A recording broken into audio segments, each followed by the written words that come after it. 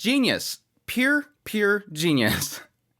How do you make a breakout isekai? Include one of the most popular franchises out there, Minecraft. This is literally isekai Minecraft, but I don't know, it's like a two-parter. It's like isekai Minecraft plus this other aspect, which is pretty much putting Harem and a Labyrinth in Another World to shame, and the idea that I think this show's literally going to have 50 wives for this one guy. Yes, another one in the slow life isekai type of series, but the big question mark is there anything here of substance? That's what I'm going to get into with my first impressions of Farming Life in Another World, a series that's airing in the winter 2023 anime season, so let's jump right into it. Farming Life in Another World opens up with a guy that just passed away from his previous life in our modern times. And he had a terrible life. He was bedridden, he was severely ill, he just had way too much bad luck, and so, like similar stories like this, yes, the god basically says, look, I kind of messed something up. You got a really bad life.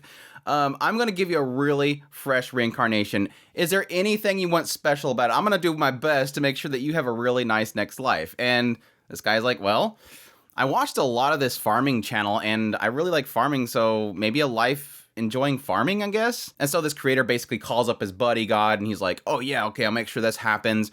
And so he goes, okay, I'm going to do it. And I'll make sure that you have a farming tool that is incredibly powerful. And so yes, he sends him off to his new life. One key thing in this reincarnation is that this god wanted Hiraku to essentially have a really nice, peaceful life. So he sent him off into this forest that is pretty much has no civilization that would go near it. It's like this isolated location, which is the forest of death. So it's kind of a little mess up that the god kind of didn't really look into it too much. This forest is really dangerous. There's a bunch of really nasty monsters. Later on, we find out it's actually in the territory of the Demon Lord. But yeah, he has a peaceful life there, so he's able to do his little farming stuff. He gets his tool, which is able to turn into different types of farming tools. If it turns into an axe, it can literally cut down a tree in one swipe. If it turns into a hoe, it essentially can not only kind of till the ground, but it can also plant whatever he's thinking about. So if he's wanting to make some tomatoes and he's hitting the ground with it, it's planting tomatoes, which I don't know what that has to anything.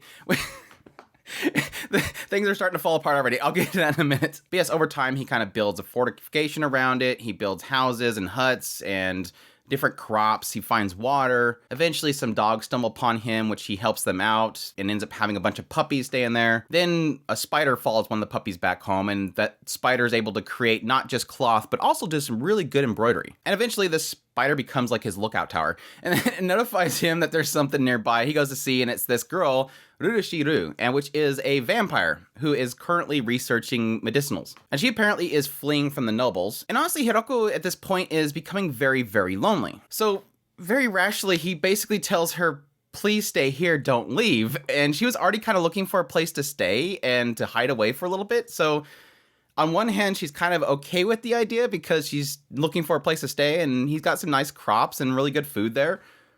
But at the same time, she realized it almost sounds like literally a marriage proposal. So obviously you have this whole, he doesn't realize how insane that is to ask, but at the same time, she's flustered. It's like fresh out of, I don't know, Uncle and from Another World, which yes, that one's an elf too.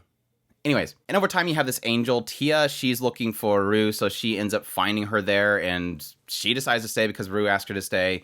And then Tia decides to go help these nearby elves that had their village destroyed that are looking to reproduce and rebuild their people. They come over there to help. And they end up building this big old huge mansion and start to build pretty much a city of waifus. And kind of on the tail end of this whole thing, you sort of have these girls, they're starting to wonder, what is it about Hiraku? He doesn't know anything about this world. He's got this special talents and these abilities. What exactly is going on here? So my thoughts on farming life in Another World. It's okay. It's just okay. It's kind of one of those ones where it's like a mixture of, I know what it's doing and it's doing that properly, but for me personally, it doesn't work. Pretty much so far, most of all of these first 3 episodes has just been basically Hirako working on his crops and working on building things and just a narration over it. Every now and then chibi art sliding across the screen and doing things automatically. It just looks and feels very basic and just not really that entertaining. Now, I know there's a lot of people out there that especially like this idea of building your own thing. I do. I've played Minecraft. I enjoy it. It's not something I enjoy watching, but I know a lot of people love watching just people building stuff. And so I think this is kind of going to hit that itch. Because like I said, it's literally just Isekai Minecraft. He's building farms, he's building buildings, he's getting resources, gathering resources, finding where those resources are. At some point, he's upset that he can't find salt, and so Rue has to kind of show him, oh, it's right here. You just gotta hit the wall right here that you dug down into. And he's like, oh crap, now I have salt. It's really discovery and getting resources and stuff. I think the one thing that kind of breaks it a little bit, and I think it's a quirk to him, is he has his farming tool. And the farming tool is extremely overpowered. And that's what the god wanted to have. He wanted something to have to make it really easy. And if you think about it, if he just drops him into the middle of a forest, he's not going to be able to make any kind of vegetation because he doesn't have seeds. And so the fix for that is that every time he hits the ground and thinks about something, it literally plants it, which in the end is kind of circumventing everything that required to be a farmer. Like, he's not doing actual farming stuff. He's just hitting the ground. And so when you think about it, if he wanted to do this life as a farmer in this other world, he's pretty much going straight to the finish line. There's no effort here at all. So it's kind of like one of those things of, I get what they're doing because it would almost make it impossible for him to just drop right in there.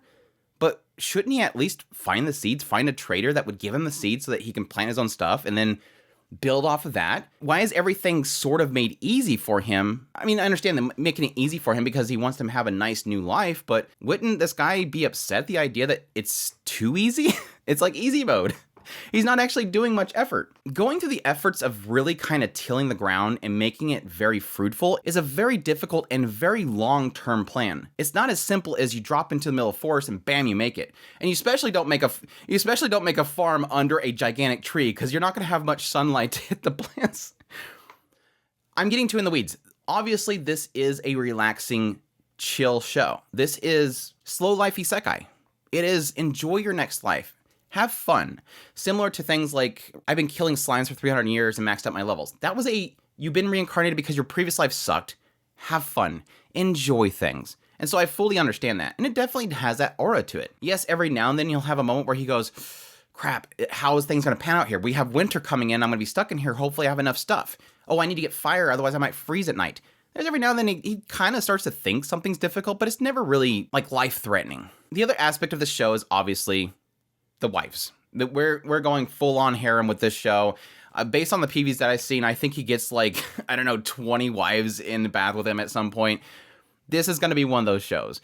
And so far, I enjoy the characters they've introduced so far. They introduced, like I said, the vampire girl. She's kind of quirky and goofy. She's got the lolly kind of thing going on with her because if she doesn't drink enough blood, she gets smaller and smaller. He points out the idea that she looks younger than she did the day before, and she's like, well, I'm going to keep myself at this power point so that you won't think of doing anything to me.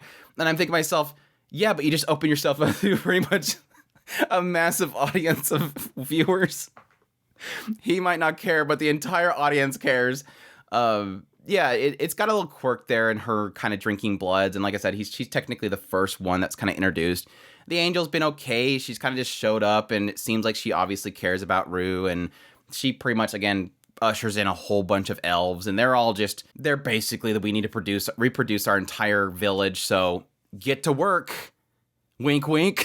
Like I said, overall, it seems like it's kind of just going in the route of something like reincarnated as a slime. It's this idea that he is essentially probably going to be building a nation in this land within the Demon Lord's realm that's within this evil, deadly forest. An isolated society that will eventually grow and grow and grow, but obviously probably nothing but females. I think there was a lizard guy, but that might be a female too. So he's gonna basically build an entire nation of wives because that's cool. It doesn't seem like it's kind of banking on the aspect of harem just quite yet. I mean, it doesn't have like a conflict happening within these girls. They're all not trying to jump into bed with him immediately. I mean, the elves are insinuating it heavily, but it's not quite there yet. Like I said, just based on the PV, it looks like it's going to go really heavy mass harem type of tropes, but so far, I think most of the focus is on, again, building this nation and building what's around it, resources, and what each person coming there is going to contribute to it. Rue's kind of brought in a lot of knowledge of the surroundings, where to find salt.